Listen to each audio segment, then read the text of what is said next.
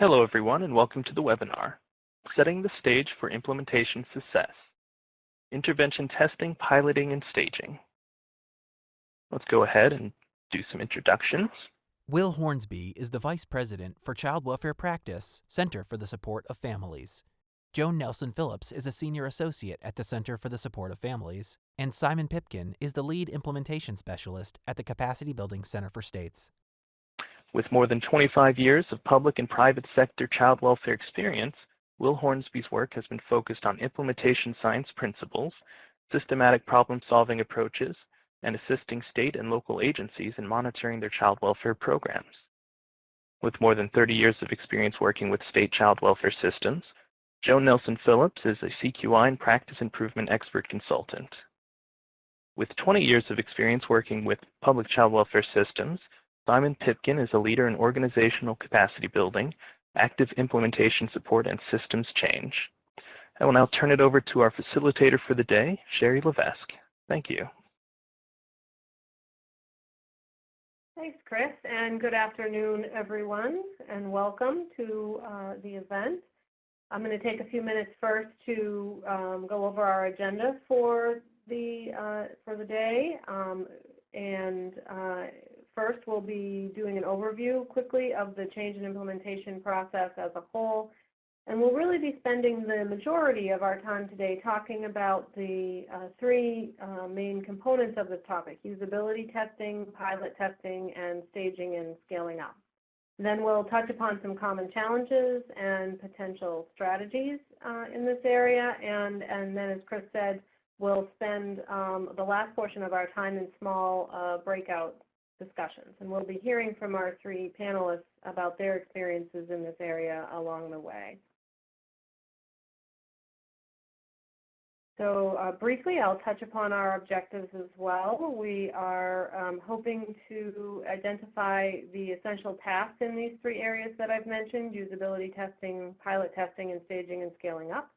And then we'll be identifying strategies and activities in these three areas, and also allowing you an opportunity to connect with one another to talk about how to increase your capacity for planning and conducting these tasks as well. So quickly, before we get started, we'd like to just do a really quick poll to gather your responses to this really simple question about whether or not you are willing to allow us to perhaps contact you in the next several months with a follow-up survey about your participation in this event. So while folks are having an opportunity to answer that poll, after the poll, we'll be moving on, as I said, to a quick overview of our implementation process as a whole, and we'll take a look at where our event for today falls in that process. And so folks are still taking a few minutes to just put in their responses to the question. Thanks for that. Appreciate it.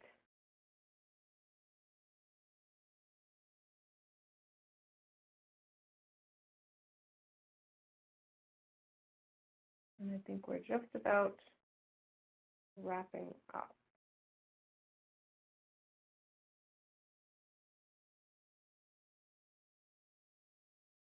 I appreciate folks' willingness to allow us to reconnect with you all in a little bit to continue to improve our support to you. So as I mentioned, we'll be moving now into a quick overview of our process. So Chris, if you want to move ahead to the next slide. Great. And many of you will recognize this graphic. It depicts our implementation process. In fact, some of you may have participated in previous events on some of these topics or seen our briefs or resources on them. The intervention selection for change and implementation diagram shows a ring of circles. The outer green circle is labeled Readiness. The next inner circle is blue and is divided into 6 topics. Clockwise from the right, the 6 topics are Problem Exploration, Theory of Change, Intervention Selection and Design/Adaptation, Implementation Planning and Capacity Building, Intervention Testing, Piloting, and Staging, and Monitoring, Evaluating, and Applying Findings. The next inner circle is orange and is labeled teaming. The innermost white circle is labeled effective implementation. You can see in the graphics that the topic for today, intervention, testing, piloting, and staging, is over there in the middle left. And ideally, this activity is happening after an implementation plan has been made. Sometimes the team will have already begun thinking about their testing approach when they are forming their implementation plan. And as with each of the steps in this process, having a diverse team that really represents all of the involved stakeholders and understanding where the organization is in its readiness for change is really critical to successful implementation. So in the brief on this topic, we've organized this into 3 parts that we've just mentioned: usability, testing, piloting, and staging and scaling up. And within each of those parts, there are steps or essential functions, as you can see here. Part 1, Usability Testing. Essential functions include 1. Create a usability testing plan, and 2. Conduct usability testing, analyze the results, and make adjustments. Part 2, Piloting. Essential functions include 3. Determine the approach and develop a plan. 4. Identify and recruit sites. 5. Conduct the pilot. And 6. Assess the results, review progress, and make adjustments. Part 3, Staging and Scaling Up. Essential functions include 7. Develop/refine plans for staging and scaling up the intervention. 8. Identify sites and sequencing. 9. Build capacity and scale up. And 10. Review progress and benchmarks. Agencies may not always complete all of these steps in every circumstance, and we'll talk a little bit more about that in a minute. Also, while the steps are presented here in a linear way, in practice, often the steps will overlap and teams might loop back and forth between the steps as they test, pilot, and stage. We also really want to encourage teams who use this brief to guide their work to also reference the brief on monitoring, evaluating, and applying findings in conjunction with that, since many of the decisions that you'll be making about testing, piloting, and staging are really heavily dependent on evaluation plans and the findings that emerge from evaluation along the way.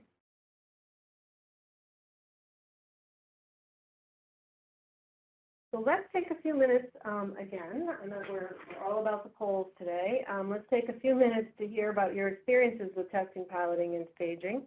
And we have several polls here to give you an opportunity to share that experience. So the first one you see at the top there that's multiple choice is really about your experience with planning for and implementing pilot testing prior to large-scale implementation of a new intervention. And then we have some questions there as well about challenges or successes that you've encountered in piloting new programs or policies, and also challenges or successes in staging and scaling up those programs or practices.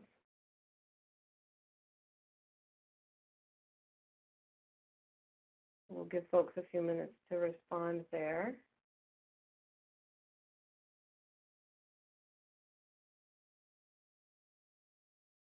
Like we have a good spread of experience in planning and implementing pilot testing.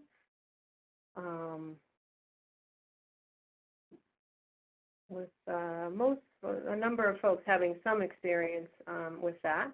A good number of folks having no experience with that at all yet, which is great in the sense that you know, I think the information today will be helpful to folks. And then in terms of challenges and successes in piloting, it's looking like folks are identifying things like, yeah, organizing it all for sure, and multiple initiatives that overlap, which is really the norm, right? We're never doing just one thing at a time in child welfare for sure. Getting diverse partners to the table, especially line workers, really critical, but not always easy to do for sure.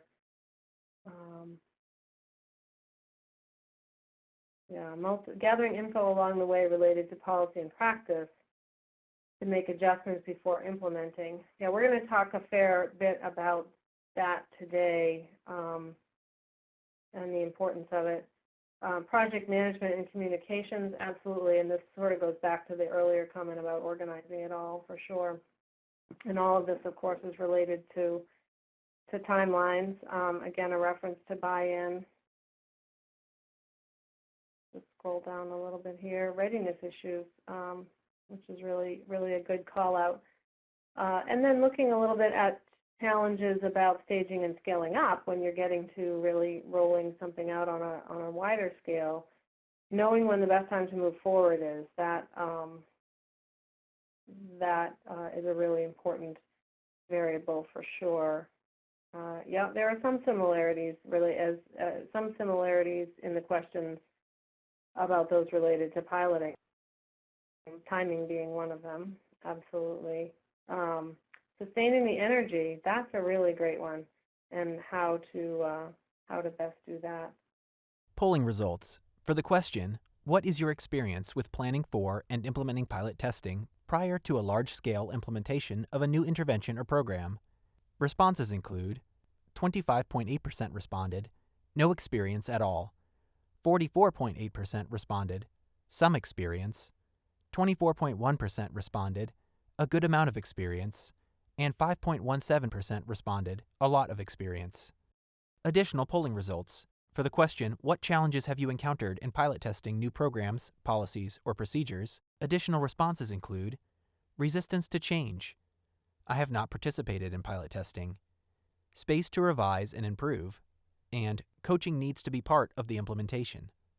For the question, what challenges have you encountered in staging and scaling up a new program, policy, or practice? Additional responses are buy-in and the need for line staff leaders, how to use existing data, underestimating/not fully understanding needs of additional sites, sustaining funding, time to meet to plan implementation outside of crisis mode, and funding and resources. So these are some really great questions and experiences to share. Thanks everyone for doing that, and I think that will really be helpful, particularly in two ways. When our panelists talk in a little bit about some of their experiences, I think they'll be touching on exactly some of the questions and challenges you talked about, and also in our breakout sessions, those will be really great topics of conversation for discussion then. So thanks everyone for sharing that. So before we really jump into the meat of the content, let's just take a little bit of a moment to reflect and give you a chance to start thinking about some of the challenges and successes. And some of these that I'm about to mention, I think will echo some of the ones that you just identified in the poll as well. So for example, and we'll use a concrete example here that probably many of you are familiar with, just to sort of ground this discussion. Most, if not all, agencies have had some experience with implementing a safety model or pieces from a safety model, like assessments or assessment tools, for instance. Using that as an example, one success with both piloting and staging would be that perhaps the agency engaged the right team at the right time. So they really went beyond their internal stakeholders and included other systems that are critical to making decisions about child safety, such as courts. Maybe the agency designed a hybrid approach with the agency and the court, and they really used the pilot phase to determine if both the processes and the tools for the new model work as they were planned to work. On the other hand, a potential challenge that is a real life challenge is that as the staging of the rollout of the safety model happens, there's a heavy emphasis on frontline workers, maybe even just the child protection or investigative staff, and the same level of depth of information or training isn't provided to supervisors or the remaining program workers. And so in this instance, for example, you might see an increased risk of only viewing the work of child safety as a child protection function and not one that's the responsibility of the entire workforce. And therefore, that would potentially impact the success of the implementation. So as we learn more about testing, piloting, and staging today, I'd encourage you to listen and look for concepts and practical strategies that can help you avoid or overcome similar challenges to these.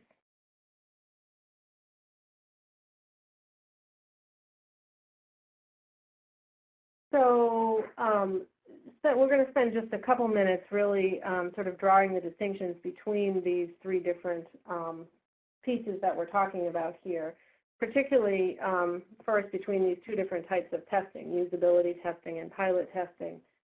While these are similar concepts, usability testing and pilot testing really differ in terms of their focus and their scope. So usability testing is really very intended to be really very quick, targeted, and it's really focused on a specific aspect of an intervention or an implementation process, such as a tool or a form or a procedure. And it's designed to really answer the question about whether that process or tool works in the real world the way that it was intended to work. Does it make sense to the staff who might be using it or the family members that might be involved with it? Is it being used as it was expected to be used? On the other hand, pilot testing is more comprehensive. It's likely a longer process, and essentially it's a test of implementing the entire intervention, or at least major components of it, under carefully selected conditions, like in a specific geographic area or with a specific target population. It's really more than just trying it out with a few workers or on a few cases. And it's really designed to answer questions about whether or not both the implementation is successful and also whether the intervention might be having the short-term outcomes that it's expected to have. And also to tell the team something about what kinds of supports might be needed to make the implementation effective or to be able to replicate it on a larger scale. So when do you do which of these things is really sort of the next question. In an ideal world, implementation science models suggest that you'd move from adapting or designing a new intervention into usability testing and then pilot testing and then staging or scaling up. In reality, this isn't always feasible or the way that teams might choose to proceed. And where teams choose to begin testing or scaling up might depend on a number of different factors, including the purpose of the intervention, what the existing evidence base for the intervention is, and what kind of mandates or timeframes that they're working within that might require a move more quickly to a large-scale launch. So, for example, some considerations for making these decisions are shown here. If an intervention is brand new and doesn't already have a strong evidence base, then usability testing is really the logical place to start. If an intervention is well supported by evidence but is being adapted with a different population or in a different context, then usability testing is still recommended and or pilot testing. If, however, an intervention is also well supported by research evidence and it's being replicated in a fairly similar context or with a similar population, then the agency might consider just pilot testing and then staging or scaling up, or in some cases moving directly into staging the intervention. And in some circumstances, and you might see this, for example, when there are federal, state, or legislative mandates that require it, or there's a perception that there's a fairly low risk of implementing the intervention, or there are very tight timeframes for some reason, those things might prompt the team to decide to move more quickly from identifying the intervention to launching it on a large scale. Even so, it's important to keep in mind that there are some potential trade-offs to this approach, in that it can increase the risk that implementation won't be successful, or that the intervention might not be effective in getting the outcomes that were hoped for. So it's important to understand these risks before making decisions about proceeding directly to full launch of an intervention.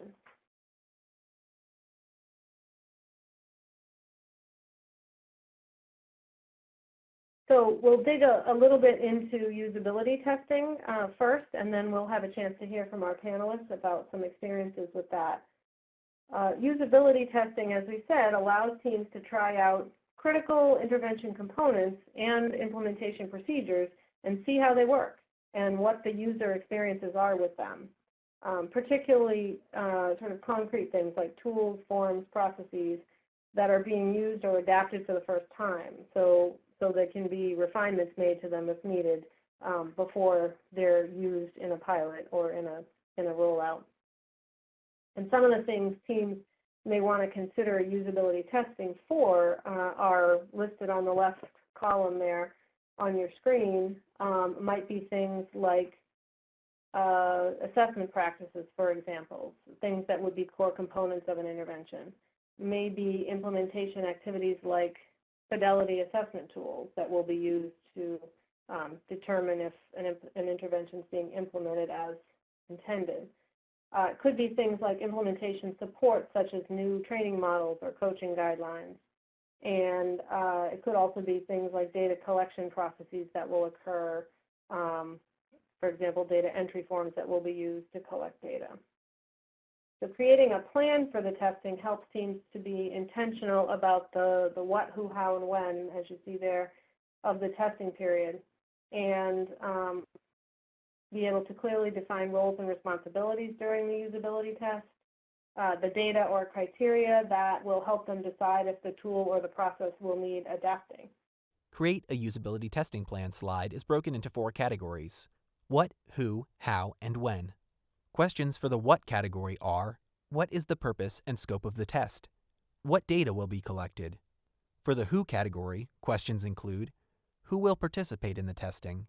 Who is responsible or conducting the test, collecting data, and acting on results? For the how category, questions include: how will the process or tools be tested? How will data be collected? How will revisions be determined? And questions in the when category include: when will testing be conducted? What are the timeframes and schedules for testing, adapting, and retesting if necessary? And so a usability test can be seen as a plan, do, study, act cycle, in the sense that the testing is planned, as we've just described on the last slide, and then it's conducted. And then the results, of course, are studied using such questions as some of the ones you see here. What were the participants' experiences using the tool or the process? Is it being used as it was expected to be used, and are the results what was expected?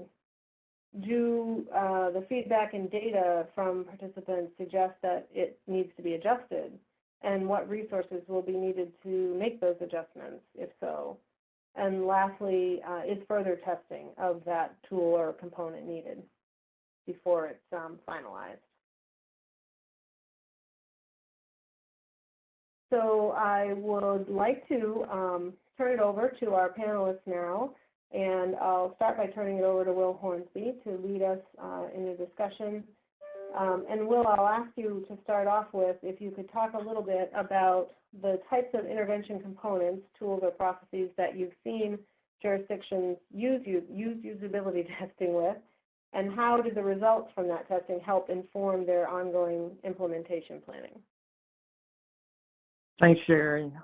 Yeah, I've seen jurisdictions conduct usability testing, better understand eligibility, selection criteria for the recipients of an intervention, looking at the consent process for individuals or families to participate in an intervention, trying to better understand engagement rates of targeted possible recipients. And then as the earlier slide had, looking at new data collection efforts, forms, data gathering approaches that are going to be put in place to both support the implementation of the intervention, but then also gather information about the outcomes. I've seen jurisdictions conduct usability testing on the functionality of new forms, processes, such as a form developed to track key information gathered from a case review to inform the direction of the intervention. Jurisdictions will also conduct usability testing on training and coaching, as was mentioned earlier, but really thinking about how newly developed training and coaching activities are impacting staff that are first applying their learnings with individuals or families that are recipients of the intervention. I have seen results from usability testing efforts confirm a jurisdiction's expectations about how things would proceed, and then embolden them to move forward with their implementation efforts. However, I've also probably more often seen usability testing results, revealing challenges or unexpected barriers that forces a jurisdiction to problem solve, to either amend or alter a tool or process, to revise implementation supports, all with an effort to get better results. And that rapid testing cycle, offers a jurisdiction the opportunity to identify challenges, brainstorm, develop possible solutions, and then quickly test out the new approach in order to move through this usability testing as timely as possible. So with that, I want to ask Joan. Joan, what in your experience been some of the benefits for jurisdictions in taking the time to conduct usability testing? Okay, thanks, Will. Yeah, I would say the first thing that comes to mind for me is that initiatives or interventions, kind of big or small, that child welfare agencies are engaged in, they come with a lot of moving parts. And in my experience, those kind of key components that are considered by the agency to be the most critical or central to the successful implementation of that initiative are almost always going to be worth, if you can do it, taking the time to first test things out so that you can work out any of the kinks before rolling the entire thing out. And if you think about it, by the time you get to the pilot testing phase, you're essentially implementing your entire intervention, even if it's on a smaller scale, all the moving parts in multiple jurisdictions at the same time. And so at that point, you're not as likely, in the process to be able to spend the amount of time that you're going to want to be able to get those key components fully figured out. And I think a lot of agencies inadvertently skip over this important step in the process. With usability testing, an agency has the opportunity early on in the implementation process to learn from this type of more focused testing on a subset of intervention components versus the broader initiative, and also with a smaller group of users, as opposed to, all of your agency staff or an entire population of service recipients. And a couple of examples I can offer to you today would be, there was an agency that was intending to overhaul their entire statewide CQI model, and they wanted to test out a couple of key components before moving deeper into implementation. One was the new qualitative case record review process, and the other was a new teaming structure. And so what they opted to do was test out the case review process in several regions at the same time, but the teaming structure was more like usability testing. They really tried that one out in only one region because they had some specific issues around the complexities of trying to engage their external stakeholders and trying to improve those partnerships. The other example I would offer today is just an agency that was implementing a new practice model that covered everything, safety through permanency, and where transforming how caseworkers engaged with children, with parents, and caregivers was central to the successful implementation of that model. And so they wanted to test out, as part of that, a new approach to improving the quality of caseworker visits, which we know is pretty common with states. And this, for them, included a combination of doing some new training, having a new supervision model, and also putting some coaching in there. And so they were able, through kind of doing usability testing, to really focus on getting the critical components for those three things nailed down and then working in tandem with each other in a couple of counties before moving into piloting the more expansive practice model elsewhere. So my takeaways on that is, in both of these examples, each of those agencies was able to make the necessary and appropriate adjustments to those types of critical components in their change initiatives through this type of testing. And this, in turn, helped them kind of support the success of their broader long-term rollout. So I'm going to throw this last question over to Simon. And the question, Simon, is what are some of the challenges you've seen with jurisdictions in conducting usability testing? And if possible, maybe share some strategies that you've seen in addressing those types of challenges. Sure. Thanks, Joan. You know, the first thing that comes to my mind in this area is that the term itself of usability testing is a bit foreign to some jurisdictions. You know, in my work, this is an area that has sometimes been skipped or not even considered. Though we do know, and I know from real-world experience, that usability testing has occurred historically and had an impact when jurisdictions were designing, implementing, and improving over time their SACWA systems. So this does tell us that there's some experience there with usability testing, but it really needs to evolve with other implementation projects, which is to say when it comes to practice changes. Such as we mentioned earlier, Sherry talked about the safety assessments or safety models. You know, with safety assessment, safety models, I've seen little or no testing of specific tools, assessment, core components, and sometimes even the implementation processes. Most times what we see is that these are all packaged and either tested with the actual pilot sites and or implemented in a stage approach. They just launch it and adjust it over time, which leads to some challenges around when do you stop adjusting for every bit of feedback that you're receiving. You know, without the testing, whether a tool or activity will achieve what it set out to do, I have seen it have disturbing impacts on several levels, such as workforce, you know, around retention, things like that, systems capacity, and of course, even down to child and family outcomes. So for a more specific example, since we've already talked about safety models, I have seen firsthand some negative impacts that I believe, and so did the jurisdictions that I was working with, in part were attributed to neglecting usability testing. So in a few jurisdictions that I've been involved with that have implemented certain safety models, that does include a comprehensive safety assessment,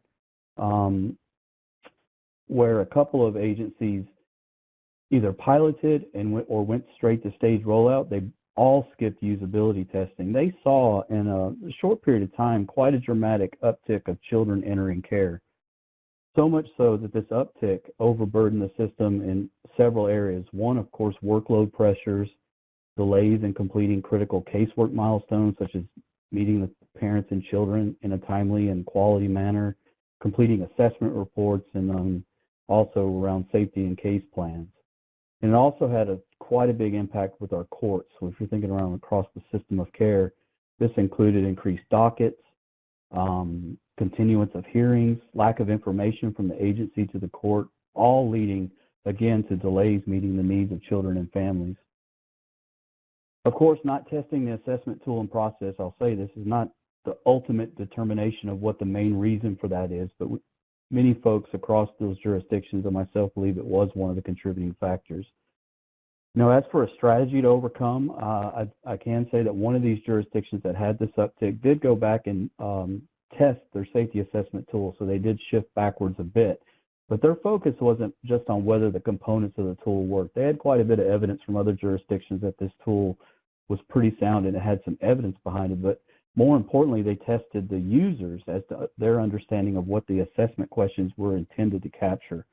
And what they found was that some, or if not all, of the parenting functioning areas of the assessments, they were not fully understood, and this led to many agency workers and supervisors making recommendations to remove. So they went beyond what the allegations of the safety threat were and were digging deeper, not truly understanding those specific questions. So Their biggest lesson learned was that in order to pilot and then roll out anything, they must first test to ensure that they develop the right messaging, training, and ongoing support so that everyone that touches whatever it is they're implementing understands the purpose and context. And so with that, I will turn it back to Sherry. Great, Simon. Thank you. Thank you, and thanks to all of you for sharing your experiences. We're going to move from usability testing now to the more comprehensive pilot testing of interventions. And as teams move into this stage, thinking through their approach to the pilot and their planning for it really can help to identify important parameters for the pilot that will yield enough information to help the team decide on the next steps. So for example, parameters such as how long the pilot will last or how many sites there will be. One of the first things that teams need to decide is whether they will be conducting a pilot. As noted earlier, in some instances, teams might choose to move directly into staging and scaling up. However, for the reasons that people have been talking about usability testing as well, in most instances a pilot will be conducted, and teams should develop a clear plan for pilot testing that incorporates the things that you see here on the screen, and really considers things such as the existing research base of the intervention and the implementation history of it. How has it been implemented in other jurisdictions? The agency's experience with implementation of other interventions. So for example, if an agency has historically had trouble with a certain aspect of implementation, such as maybe engaging community partner support, for instance, then the pilot plan ideally will address perhaps some new engagement approaches to collaborate with partners that will address that. Ideally, the plan will provide for some flexibility in outlining how quick adjustments will be able to be made during the pilot as are needed. And also the plan would address how decisions will be made at the end of the pilot about whether the intervention will be scaled up and spread or not. Also, the pilot plan would address an understanding of the readiness and the capacity of the selected pilot sites to implement, and the plans to build capacity if there's a need to in some or all of the sites. Additionally, strategies to engage site staff and key stakeholders, and also how the sites will engage with one another during the pilot to share their successes and their lessons learned. Those should be things that are considered in the plan. And lastly, the anticipation and plan for any potential roadblocks that might be encountered in the pilot. And then, of course, one of the key components of the pilot testing plan is about the identification and recruitment of the pilot sites. So some considerations include, as we've said, the different capacity and readiness of sites, and also how the implementation team will communicate the costs, the benefits, the supports that will be available to the sites, as well as what the expectations are for the sites and potential challenges that might arise during the pilot. So when considering how sites will be identified and recruited, teams really should look at three key areas: the number of sites that will be involved based on the needs of the pilot and the resources that are available, the criteria that will be used to determine which sites will participate, and the process that will be used to select the site. Factors to consider for number of pilot sites include number of sites needed to achieve goals, sites needed to adequately represent target population, and number of sites that can be supported with available resources. Selection criteria includes site willingness, strong leadership and implementation team, capacity to implement and collect data, and agreement with pilot requirements. Selection processes include open applications, nominations, and team identification-based criteria. So once the pilot plan is made and the sites are selected, then activities that may occur as teams actually conduct the pilot include some of the things you see in the box on the left there, the development of implementation processes that will be employed in the pilot site, the development and delivery of data collection tools and procedures for that will be used. Also, the training and coaching models that will be used to introduce the new intervention. Activities might include pre-work and meetings with sites to review the pilot process and collect information about the sites themselves that would impact implementation, and also to introduce the sites to the pilot activities and the supports that that will be provided to them. And lastly, the development of communication channels between the sites for them to learn from one another throughout the pilot. And we also really want to call out here that data collection during the pilot is critical to decision making. And teams really should consider collecting both quantitative and qualitative data and ensuring that the measures that they're collecting data on are defined consistently across the different sites so that there's some reliable data being collected. And that the data measures that are being used will provide the information that's needed about what's working and what's not to help inform decisions. This is really where the connection that we mentioned earlier to the evaluation planning process, this is another spot where it's really critical in terms of conducting these activities. All of this is deeply interrelated to that planning as well. So some examples of data that might be collected during the pilot could include things like implementation outputs. So for example, the number of staff that have been trained or the number and types of services that have been provided. Data might be collected about the degree to which the intervention was delivered as intended or fidelity, as we've mentioned. Some data might include feedback from staff or service recipients or other stakeholders about the intervention itself or about the implementation activities and support. A team might also collect data about the effectiveness of the implementation processes and what that means for the ability to scale up the intervention. And lastly, teams might also collect data about the impact of the pilot, hopefully on expected short-term outcomes that have been identified.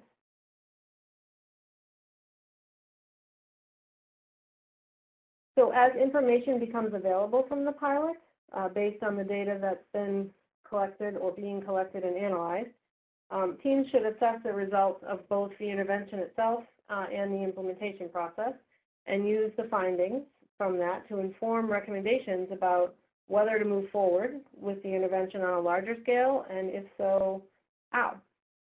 Assessing the results of the pilot should include things like whether sites met the implementation objectives and expectations, what worked, what didn't work, any changes that might need to happen before wide-scale implementation can occur, or additional supports that will be needed for wide-scale implementation, and what benefits or incentives might be leverages to promote ongoing buy-in. In reviewing progress, the implementation team will want to share key findings about the pilot with leadership and decision makers, as well as with staff, service partners, and community members, including youth and families. And teams will also want to review their progress with program developers or other experts who can help the team make any needed changes that will also minimize any risk to the fidelity of the intervention and its effectiveness.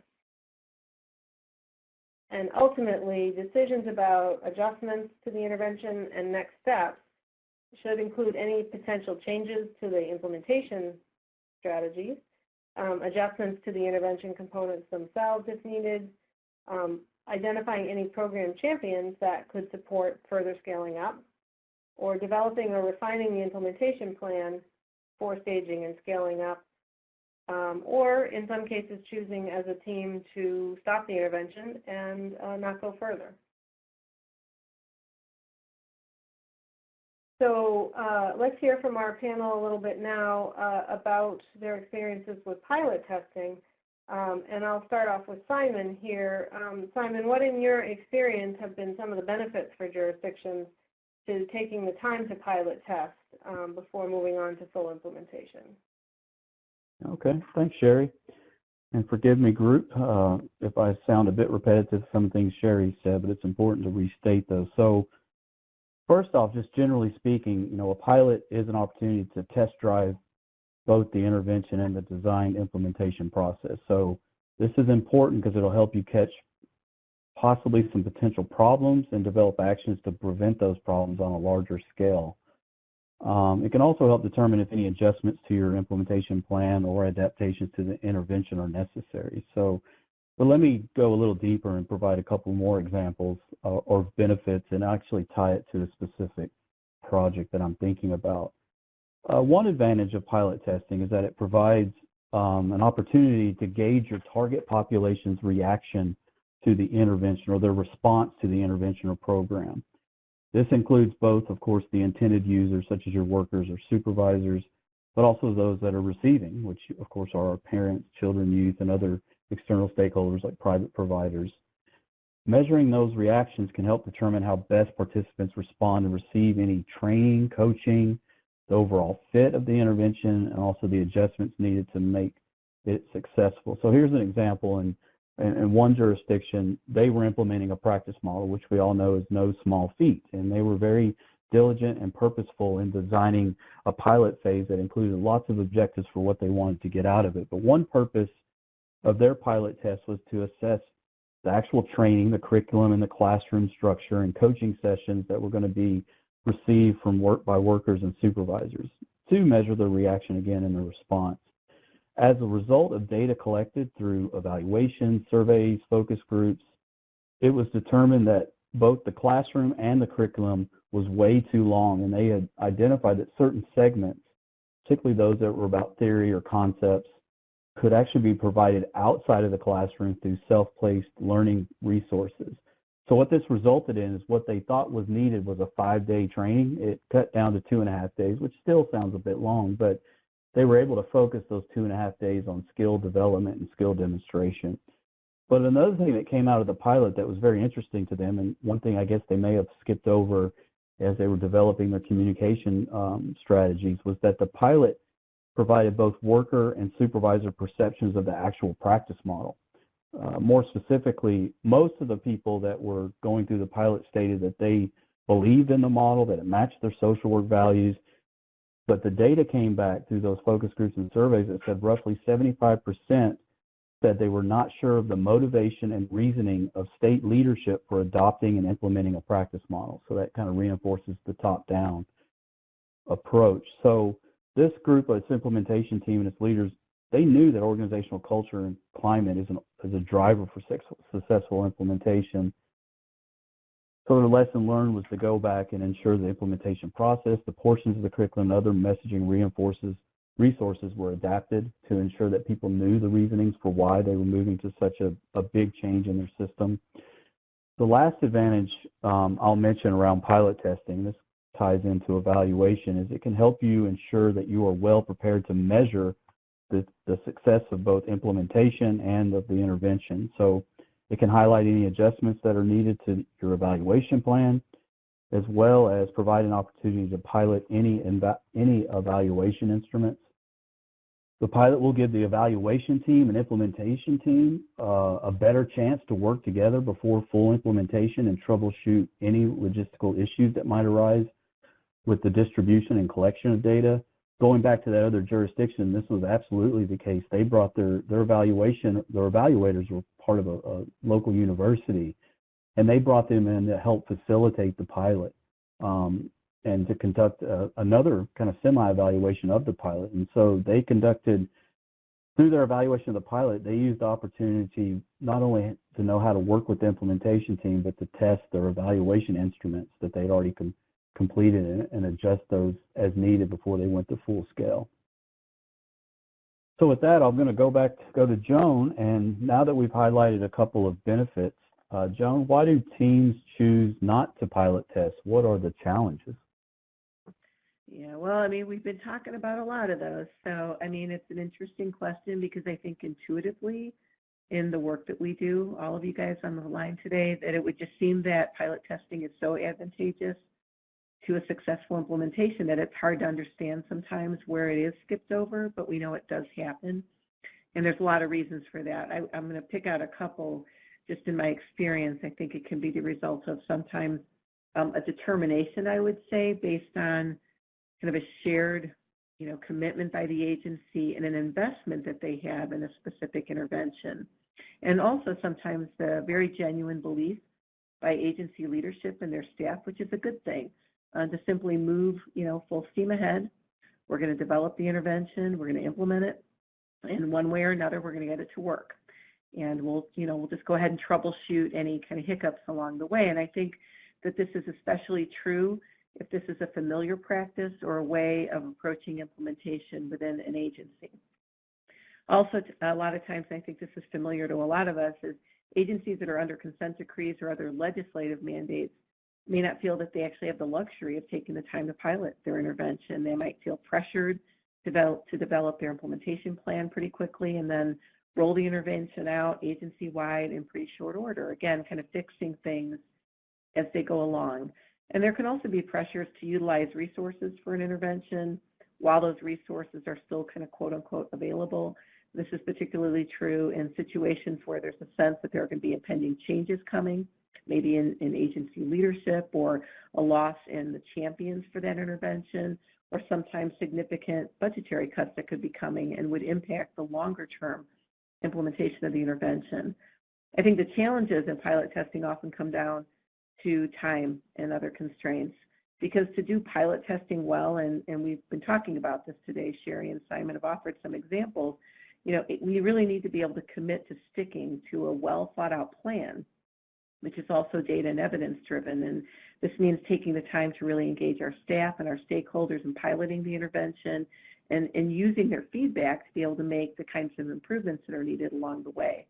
And agencies don't always have the necessary data readily available to launch and inform their pilot testing processes. And in these situations, additional time might be needed to further develop their stakeholder relationships and to also make investments in their administrative and qualitative data collection systems. So this is just a couple of things that came to mind on that. I'm going to ask Will now, this is a final question, how can the results from usability and pilot testing be leveraged to help inform a jurisdiction's broader implementation and evaluation plan? Thanks, Joan. Simply stated, implementation teams should ensure results from usability testing and pilot testing are used to revise the jurisdiction's broader implementation and evaluation plan for the intervention. If usability testing causes changes to selection criteria, key components of the intervention, implementation supports, tools, processes, data collection efforts, then those changes need to be made to the implementation and evaluation plan reflected there to ensure that the changes are thoroughly incorporated into the upcoming implementation and evaluation efforts. Also, these types of revisions to the implementation and evaluation plan should be communicated to leadership, key stakeholders. This demonstrates methodical implementation effort is occurring that's based on actual testing of important aspects of the intervention. Timely sharing this type of information should foster increased confidence and support in the intervention's implementation and evaluation efforts as being described in the plans. So with that, we're going to hand things back over to Sherry.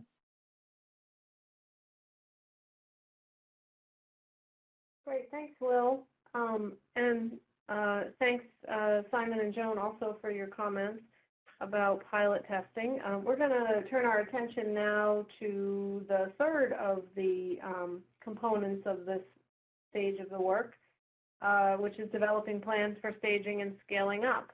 Of course, following any usability or pilot testing, once that's complete, Teams will really want to revisit their implementation plan and refine it based on, the results of those testing experiences and their learning from them to prepare for scaling up in a sustainable way that includes a clear understanding of readiness, capacity, the supports, and the data that they'll need to move forward with a large-scale rollout.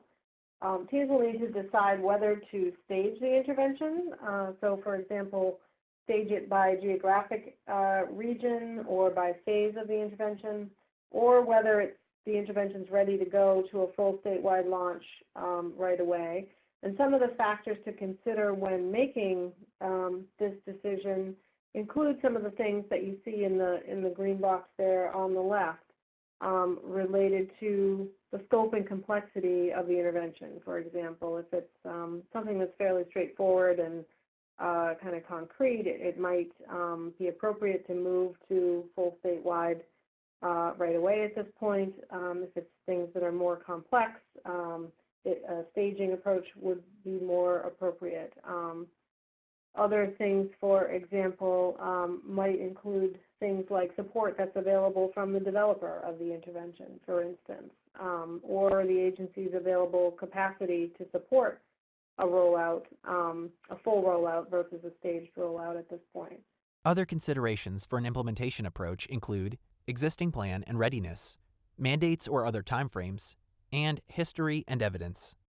Once one of those approaches is decided upon, however, the plan elements for doing that should include things like the site selection and sequencing of a stage rollout, for instance, or even a full-scale rollout. What will be the order of things?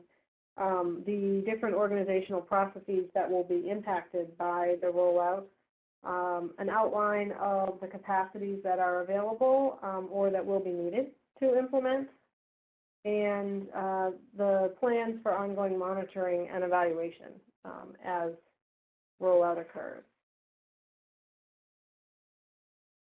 So teams will need to think about scaling their intervention in two ways, horizontally and vertically.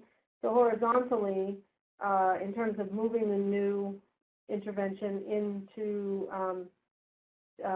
additional areas, such as new regions or counties, or perhaps through different program areas in an agency, as well as vertical scaling, which is about introducing the changes at different levels of the organization. So, for example, at the leadership level, at the policy level, shifting supervisory expectations, and new practices for caseworkers. Some of the important factors in choosing which sites to implement in earlier versus later are there on the right-hand side, and there's some similar things that you would consider in terms of selecting pilot sites. There are things like the readiness of various sites and the availability of resources to them, their existing knowledge that they may already have about the new practices that have been piloted, the stability of the leadership in that site, the caseload size that may or may not allow for new practices to be incorporated, and the staff and community buy-in to the new intervention that exists in the various sites. And so thinking about what's necessary for successful scaling up really includes three key areas of activities. The first being supports for the implementation at multiple organizational levels. So things like developing or revising policies to reflect or align with the new intervention, recruiting or reassigning staff to perform the new intervention and supporting them with training and coaching, or by introducing practice profiles and performance indicators for the new practice. Modifying data systems to collect relevant data about the intervention, or developing and strengthening partnerships or communication channels for leadership and staff. Really shaping all the aspects of your agency infrastructure to align with and support the new intervention. Secondly, fostering a culture and climate that will be supportive of the intervention. Simon alluded to this a minute ago. Might involve activities such as promoting a shared understanding of the vision and benefits of the intervention, the why are we doing this messaging, securing and fostering leadership, commitment, and support of the effort, reinforcing how this intervention fits with already existing programs and initiatives.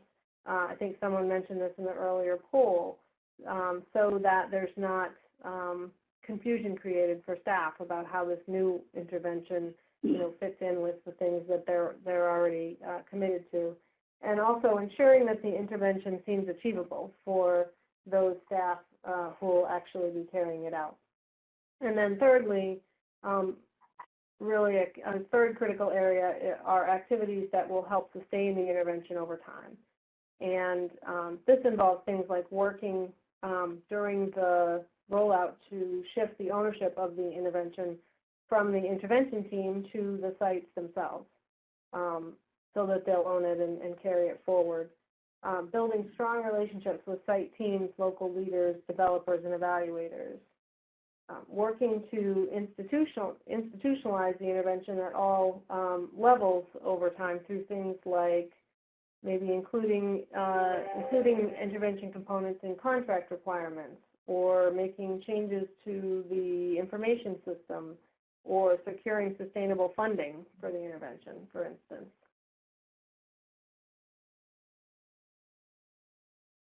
And then during the staging and scaling process itself, teams will want to make sure that there's routine monitoring and checking in with their identified benchmarks or short-term outcomes.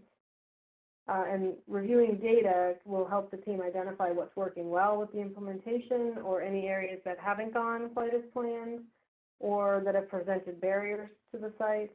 And again, there's some parallels here to the monitoring or the evaluating that's done during the pilot as well.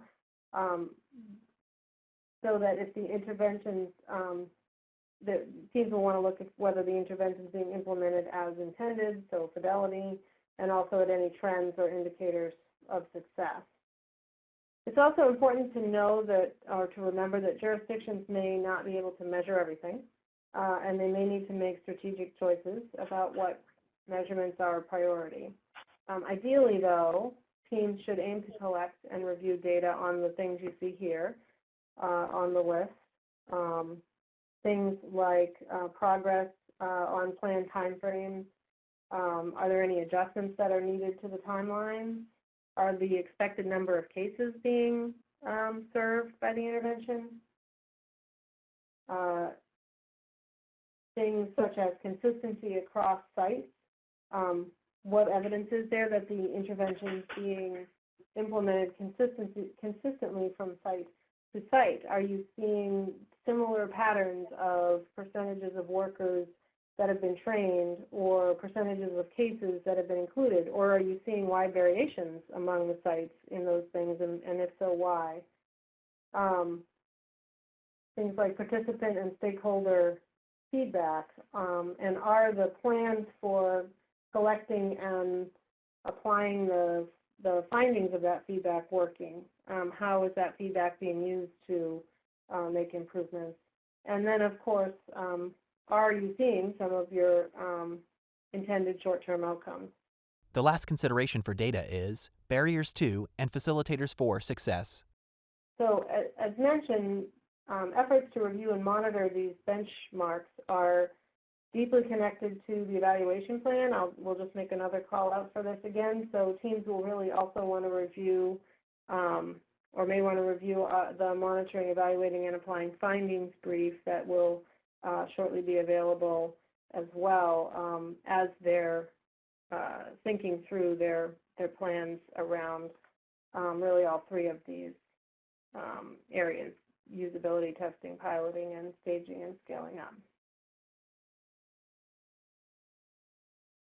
And so we'll have a chance now to hear from our panelists about this phase of the work. And this time I'll start with Joan and ask you, Joan, about, in your experience, how does a jurisdiction determine whether and when an intervention is ready to move to full implementation? And what are the perils of moving too quickly? Yeah, thanks, Sherry. I would just say that the primary driver from my experience around this really big decision that agencies need to make should always center on what the data or the evidence is telling you. And this goes back to what we've been talking about today in terms of usability and also pilot testing. And both of those are kind of predicated, and this is not an easy lift, but it's predicated on an agency having both developed and then actually implementing a solid testing plan, where you kind of, because I'm watching kind of that we've had this back and forth that we've been doing the participant chat where Lucinda and Amber have been bringing some really good things to the table. And to do the testing, it's more than asking somebody to try out a tool. You want to have, what are your objectives? What questions do you want to ask? How are you going to measure it? What data are you going to use? So having to be able to have those kind of fleshed out is really important, because that's going to help you be able to analyze the data along the way, and it's going to inform the agency's decision making on whether and when to then move to full implementation. So specifically, does the data suggest that the objectives of the pilot or the usability testing have been met? Even if the answer to that question is yes, are there signals that some revisions or changes to the intervention are still going to be needed in order to be able to fully scale up to an agency-wide implementation? In my experience, another key consideration, and again, Lucinda and Amber are kind of doing a good job in the participant chat, centers on whether or not the agency has that broader capacity, or what we would call readiness, to not only expand to full implementation, but to also support and sustain the intervention over time. And it also helps when the intervention has been expanded enough to figure out, to enough sites or locations and over a long enough period of time through the process of piloting and scaling up, that there's confidence within the agency team in its ability to really throw its full support, all the necessary agency resources around those remaining sites without negatively impacting the ongoing performance of those initial sites as they launch, as the agency moves forward to full implementation. So I'm going to go ahead and ask Will very quickly, how can site readiness impact the scaling up process, and what steps can teams take to support sites who are less ready than others? Yeah, thanks, Joan. Site readiness is intrinsically connected to the scaling up process, because if a site is less ready to scale up an intervention, then the likelihood of success is diminished. If it's determined that a site is not ready to scale up, then hard decisions need to be made about timelines, concrete capacity building steps, strategies should be put in place to address the area of deficits. We know that doggedly moving forward with implementation efforts when a site is not ready it can really be a waste of time and resources, and demoralizes everyone involved. Sites less ready for implementation can be paired with a site that's already experienced success, so they can benefit from mentoring and support. Intervention champions can work with the site's leadership and staff to build positive energy and understanding about the intervention and encourage steps to strengthen readiness. The implementation team can work with the site to determine what needs to occur to strengthen readiness, such as reallocating resources, increasing implementation support, other concrete steps to address areas of need. The challenges and possible solutions relevant to less ready sites should inform, and these issues should be incorporated into the broader implementation plan to help the organization plan for and address possible similar readiness issues with other sites. So with that, I'm going to ask Simon, how do you effectively engage and communicate with internal and external stakeholders on the progress and results from the testing process and or staging and scaling up? Great. Thanks, Will. Well, first I'll say is don't wait until this phase of the work to think about communicating strategies or the communication strategies in the intended target audiences. Think back earlier in some of the briefs and possible external events, there's this idea around implementation teams. So you need to be very planful, include key stakeholders as members, because they can serve both as your initiative champions and also assist with how to best communicate and who to communicate to progress as you're learning from your testing and piloting. But don't limit stakeholder engagement and involvement to just the implementation team. For successful implementation, it takes numerous teams on a variety of levels working together to make this change stick. Think about the type of external community teams that are already in existence in your area or need to be formed. Make sure that you're developing both a communication plan and a teaming plan that provides the linkage necessary that keeps everybody informed and up to date on the good news that's happening with what you're implementing. As for communicating findings and the progress from testing and staging, I'll have to say there's no one-size-fits-all approach. However, sharing those results and lessons learned with stakeholders is necessary for sustainability. First is just be sure that whatever you're communicating, it's prepared in a format and in mediums that stakeholders will be able to easily access and understand. But you also need to know the who that needs to be engaged and communicated with. Beyond your early teaming efforts, as you continue to pilot and then stage, there's a need for additional community members to be informed and stay informed. So thinking back to a jurisdiction or two that I've worked with, there's one process for how they identified the who was through what they called community mapping, which is pretty similar to network mapping, if you've heard of that. This just basically involves taking account and documenting the individuals and organizations within their community or state that have far-reaching influence and can act as change agents. So, but also remember, we're just not communicating out and giving updates. This is a two-way street. Yeah, you do want to report out progress and gain support and buy-in, but you also engagement includes that stakeholders can contribute. So this could include like a one-time involvement through surveys or focus groups or ongoing engagement through purposeful committees, boards, or members of planning teams. And lastly, when communicating progress, be sure you know your audience. I've said that a couple times. Find a variety of means to communicate your findings. And I'll just shout out just a few examples that I've seen jurisdictions. I'm sure all of you on this call have experienced these types of communication avenues. The first is create some type of publication that is an ongoing documentation of the journey of implementation. It could not only provide lessons learned and the progress, but it provides a blueprint for as people scale into different areas. Of course, we can use email. That's a good way to get information out, whether you do listservs of certain constituency groups or individuals and organizations.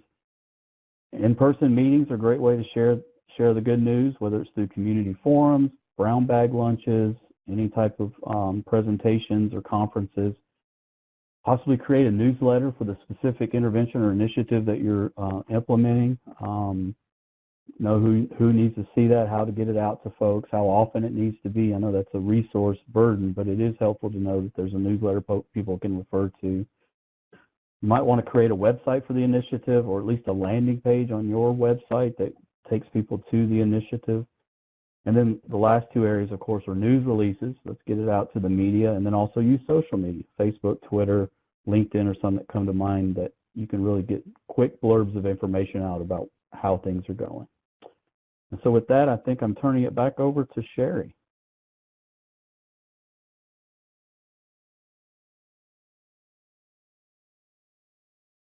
Great, thanks, Simon. And I think to wrap us up and send us to the breakouts, we have a final poll here, and we'll use some of this information to jumpstart our discussions in the breakouts. So given all of the information that we've just talked about, and in that context, what are some of the mistakes that you've seen, and some folks have mentioned some in the chat along the way, in efforts to conduct usability testing, pilot testing, or staging and scaling up interventions? That's the poll on the left there. And then on the right, what impact did those mistakes have on the implementation effort? So if folks want to give that some thought for a minute. I think all of us have probably, similar to some of the things you've heard, we've probably all seen really well-intentioned and in many cases well-researched or evidence-based interventions, really either kind of lose steam or not really lead to change for a variety of reasons. And some of the some of those things are what we're looking to gather here. Right, thinking, just looking at some of them, and they're really resonating for me, thinking that what worked with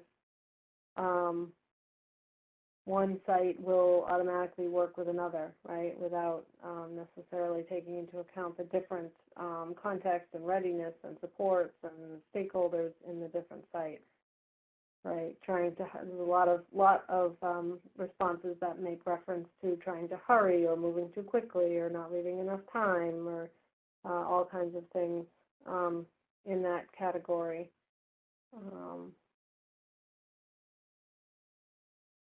And then some of the results folks are adding here are really, you know, as we said, sort of not, the intervention not being successful in the way that was hoped, had to make more changes later. Yeah, lots of trust with stakeholders for sure. Yeah. Slower getting to the outcomes, absolutely. Yeah. Additional polling results. For the question, what are some of the mistakes you have seen in efforts to conduct usability testing, pilot testing, and then staging or scaling up interventions? Other responses include staff turnover during testing, not engaging stakeholders in decisions that affect them, not careful attention paid to evaluating the usability/pilot, not being thoughtful in the planning process, not sufficient training for all involved in the utilization of the tool, thinking that what worked with one site will easily transfer to another site. Alpha testing was stated, but in beta testing, bugs were found, and did not conduct pilot. For the question, what impact did they have on the implementation effort? Other responses include scales it way down, learn lessons, and then go ahead. Intervention was not successful even though it was needed and could have been with more time and attention. Did not collect the information needed to inform implementation. Turf issues, people digging in their heels and being unable to focus on the common goal. Lack of accuracy in data collection. Wasn't an evaluation system that worked. Not adjusting for others' needs/differences. Had to make changes after rollout. And lack of time spent to evaluate and adjust. All right, so while folks are putting their final thoughts in there, I think I will turn it to Chris. Thank you. We are at the end of our scheduled time, so we will be finishing this webinar shortly. Feel free to contact us using our website, capacity.childwelfare.gov/states. That's capacity.childwelfare.gov/states. You can also contact us by our email address, capacityinfo@icf.com. That's capacityin@icf.com. Or by our phone number, 844-222-0272. Thank you for joining us, and have a great day.